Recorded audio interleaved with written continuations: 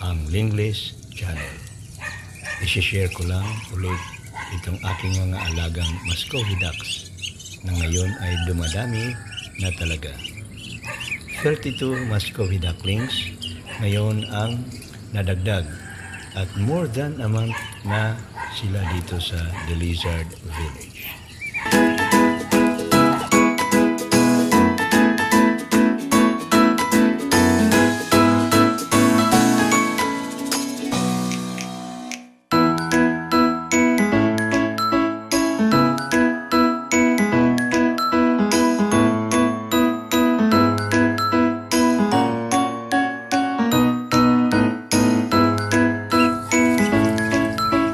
Ihahanay ko sila sa batch number 1. Part 2 na ito kasi last video ay part 1 yun.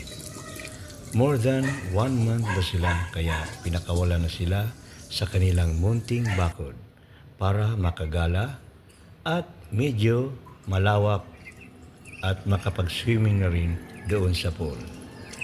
Halos araw-araw na kasi umuulan kaya nakakaipon ng tubig ulan doon sa swimming pool. Nakakatuwa silang tingnan.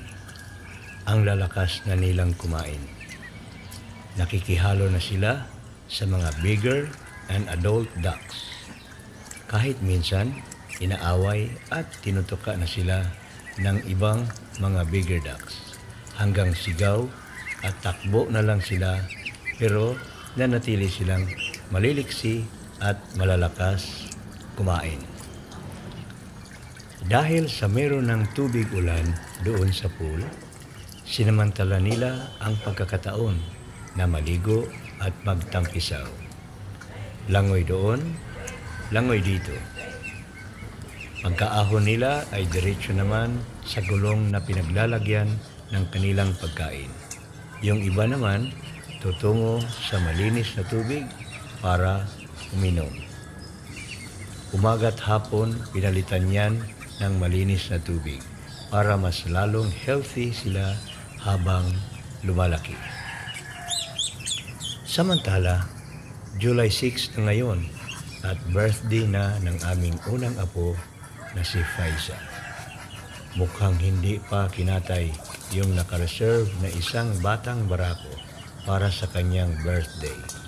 Baka bukas pa siguro nila i-celebrate. July 7 para sabay na rin sa birthday ng kapatid naming bunso na si Joel. By the way, namisa na pala kahapon, July 5, yung isang alaga kong inahin na si Kimberly. 7 lang ang kanyang sisiw. 2 ang nagmana sa kanya na black and white at 5 yung pure white. I-update ko na lang kayo guys sa susunod pang kaganapan dito sa The Lizard Village.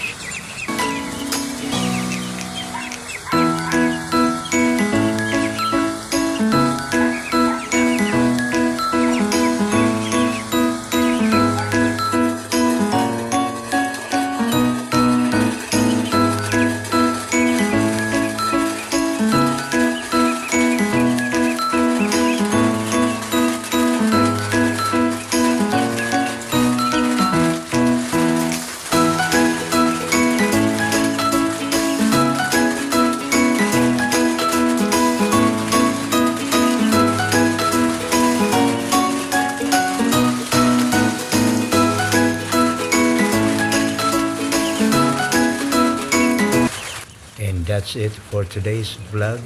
Hanggang dito na lang ako guys. Samantala, kung bago ka pa lang sa channel ko, please don't forget to like, share, and subscribe. At pakipindot na rin ang notification bell para updated ka palagi sa mga videos na i-upload ko. Bye-bye!